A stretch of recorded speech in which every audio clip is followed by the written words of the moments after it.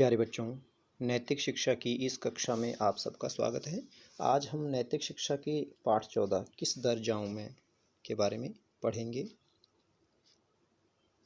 पंक्ति में लिखा है, तेरे दर को छोड़कर किस दर जाऊं मैं, सुनता मेरी कौन है, किसे सुनाऊं मैं।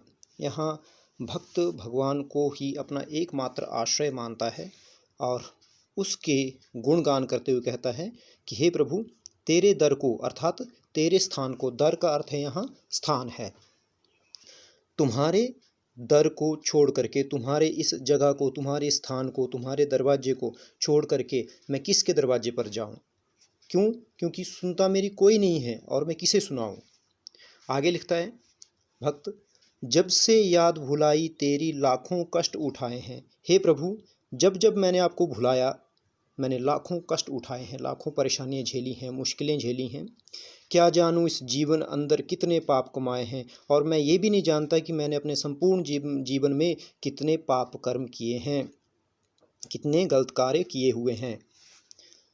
आगे लिखता है, हूँ शर्मिंदा आपसे क्या बतलाऊं मैं, तेरे दर को छोड़कर किस दर जाऊं मैं। हे प्रभु, मैं बहुत शर्मिंदा हूँ आपसे या अपने आप से भी, कि मैं बता नहीं सकता कितना शर्मिंदा हूँ। और आगे लिखता है कि इसी प्रकार तेरे दर को छोड़ करके, आपके दर को छोड़कर मैं कहाँ जाऊं और किस जगह जाऊं और किस स्थान पर जाऊं। यहाँ भक्त ने अपनी विडंबना प्रस्तुत की है कि जब मैंने आपको भूला प्रभु, मैंने लाखों कष्ट उठाए और जो मैंने पाप कर्म किए उनसे मैं इतना शर्मिंदा हूँ कि मैं बता नहीं सकता। आप जानते हैं कि हमारे द्वारा किए गए प्रत्येक कर्म परमात्मा को अर्पण करने के लिए होते हैं, और जब हमारे कर्म बुरे होते हैं, अच्छे नहीं होते, तो उन्हें परमात्मा को भेंट करते हुए शर्मिंदगी महसूस होती। वही भक्त ने यहाँ लिखा है, अर्थात हमें बुरे कर्म नहीं करने चाहिए। मेरे पाप कर्म ही तुझसे प्रीति न करने देते हैं। प्रीति का तो था स्नेह, भक्ति, प्रेम। हे प्रभु, जो मैंने पाप कर्म किए ना, वही मुझे रोकते हैं कि मैं आपसे प्रीति ना करूं। जो मैं चाहूं मिलूं आपसे, रोक मुझे वो लेते हैं। यदि मैं चाहता भी हूं कि मैं आपसे मिलूं, आपकी भक्ति करूं, आपके गुणगान करूं, वो मुझे रोक लेते हैं, मेरे पाप कर्म। कैसे स्वामी आपके दर्शन पाऊं मैं, फिर आप ही बताओ मैं आपके दर्शन कैसे करूं। तेरे दर को छोड़कर किस दर जाऊं मैं, आपके दर को छोड़ करके मैं किस दर जाऊं। तू है नाथ, वरों का दाता, नाथ का अर्थ होता है स्वामी, मालिक। तुझसे सब वर पाते हैं। हे प्रभु, आप वरदान देने वाले हैं, आपसे ही सभी वरदान पाते हैं।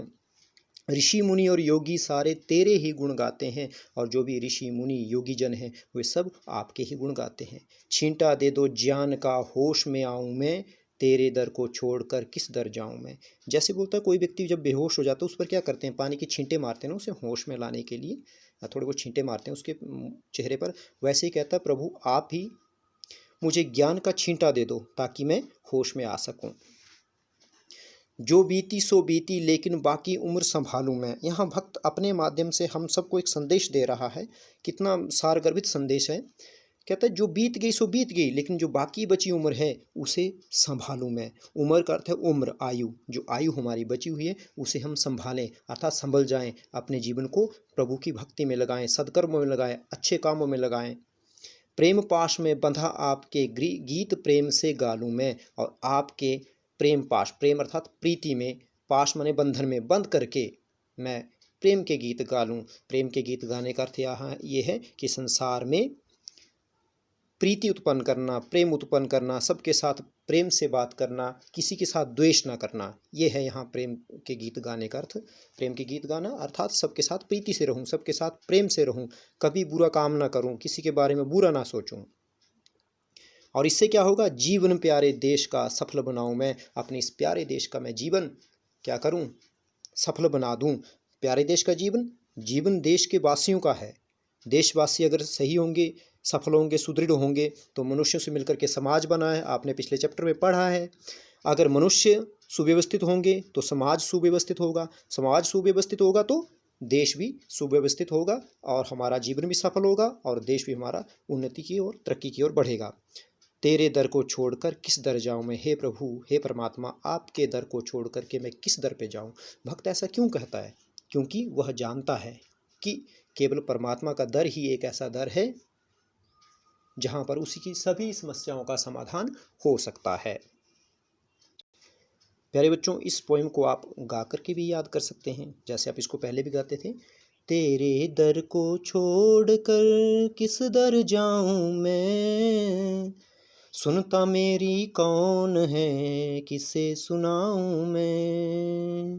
तेरे दर को छोड़ कर किस दर जाऊं मैं, सुनता मेरी कौन है, किसे सुनाऊं मैं। जब से तेरी याद भुलाई लाखों कष्ट उठाए हैं, क्या जानूं इस जीवन अंदर कितने पाप कमाए हैं। हूँ शर्मिंदा आपसे क्या बतलाऊं मैं, तेरे दर को छोड़ कर किस दर जाऊं मैं। मेरे पाप कर्म ही तुझसे प्रीति न करने देते हैं, जो मैं चाहूं मिलूं आपसे रोक मुझे वो लेते हैं। कैसे स्वामी आपके दर्शन पाऊं मैं, तेरे दर को छोड़ कर किस दर जाऊं मैं। तू है नाथ वरों का दाता, तुझसे सब वर पाते हैं, ऋषि मुनि और योगी सारे तेरे ही गुण गाते हैं। छींटा दे दो ज्ञान का होश में आऊं मैं, तेरे दर को छोड़ कर किस दर जाऊं मैं। जो बीती सो बीती लेकिन बाकी उम्र संभालूं मैं, प्रेम पाश में बंधा आपके गीत प्रेम से गालूं मैं।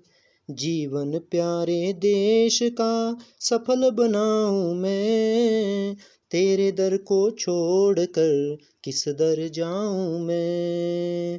तेरे दर को छोड़ कर किस दर जाऊं मैं, सुनता मेरी कौन है, किसे सुनाऊं मैं, किसे सुनाऊं मैं। इस प्रकार या अन्य किसी और धुन के सहारे भी आप इसे गा सकते हैं। इससे क्या होगा कि आपको इसमें जो शब्द दिए हैं वो भी समझ आएंगे और आप इसे जल्दी से याद भी कर लेंगे। इसमें जो प्रश्नोत्तर दिए हैं उन्हें याद करने भी आपको कोई समस्या नहीं होगी। इति ओम शम।